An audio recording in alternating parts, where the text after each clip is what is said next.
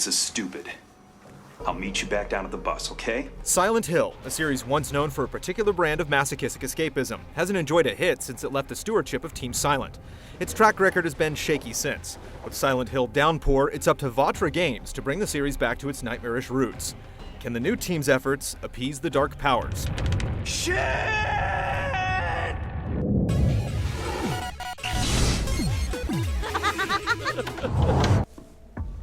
Jesus, you scared the hell out of me. Definitely not what I intended. After committing murder at the request of a prison officer, inmate Murphy Pendleton finds himself on a transfer bus that crashes when passing through a notoriously foggy town. He soon wakes from the ordeal and begins pursuing his logical sole objective to get out of Silent Hill alive. The presence of danger is quickly established by the monsters that roam the barren streets, but you'll at times also encounter a few of the town's slightly touched locals. As you progress, Murphy will experience flashbacks that reveal little by little why exactly the town has summoned him. What the hell are you talking about? What the hell are you talking about? While the way the plot unfolds is trademark Silent Hill, Pendleton's lack of purpose for being there makes it hard to care about the story until the final stages when everything is revealed. Even then, the story, twisted though it may be, is underwhelming and overly convoluted, even by Silent Hill standards. Who is doing this? What do you want from me? What do you want from me?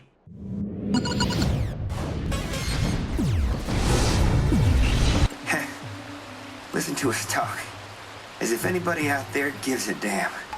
Moving through the desolate town is no walk in the park, as you'll encounter multitudes of monstrous baddies to impede your escape. Expect no radio static warning though, since the handy device has been completely excised from the game. In lieu of building tension over time, most of Downpour's scares come from cheap ambushes that eventually become predictable. And far from being imaginative nightmares spawned from the protagonist's unconscious, the creatures feel like they were picked from the B-level horror film scrap pile.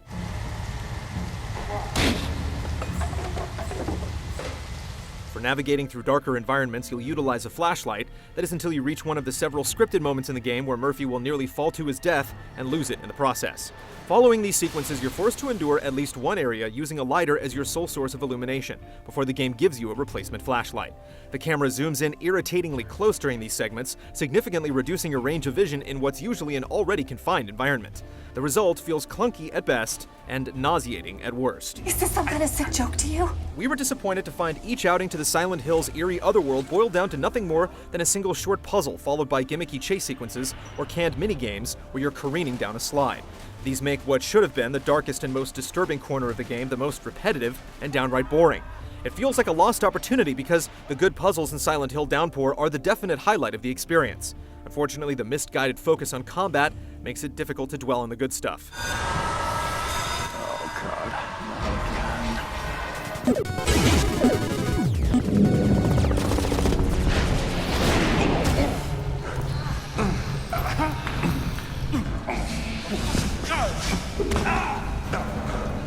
Combat in Silent Hill Downpour requires you to salvage everyday items from the environment in order to face down the otherworldly hordes. You can carry one firearm and single melee weapon at a time, including fire axes, wooden planks, and chairs. Because these weapons lose durability from both attacking and defending, they don't typically last more than a few fights, so you need to pay constant close attention to where replacements may lie. The way weapons spawn is easily exploitable. Once you discover where, say, a pile of bricks will appear, you can camp the spot and arm yourself with an essentially limitless arsenal.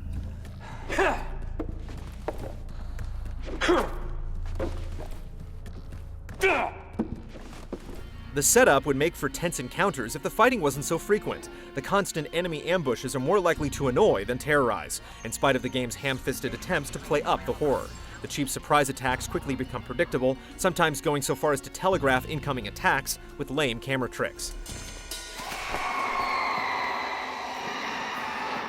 The controls feel awkward and sluggish, with questionably long delays between successful blocks and attacks. Enemies can only be hit twice before they gain temporary invulnerability, which only wears off if you either block an incoming attack or simply wait it out. This plodding, formulaic process gets more tiresome the bigger the groups you encounter, with fights taking needlessly long if you want to come out unscathed. The game's emphasis on melee is so forced in the final act that at one point it has you fending off groups of enemies as an elevator works its way down, stopping at every floor to admit the next wave. It's telling that the game makes sure your store of shotgun shells is constantly replenished during this section. It's as if it weren't confident enough in its own combat system to believe you'll make it through without the assist. Let's get this done. Yeah. All right.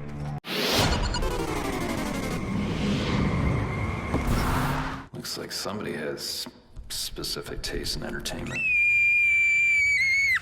Silent Hill Downpour suffers from a fair share of technical flaws that'll brutalize your immersion.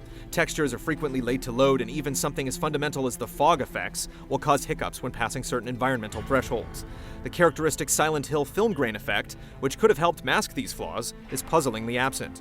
In its place are recognizable sound effects and rare shifts to a fixed camera view that feel like they're meant to remind you that you're playing a Silent Hill game, despite the experience feeling anything but. Daniel Licht does a decent job emulating the vibe of past games with Downpour's score, though the intro by Korn feels completely out of place. I want to keep the pace. I want to figure it out. I gotta do it this way. If I don't, everything's lost. Enough of this shit.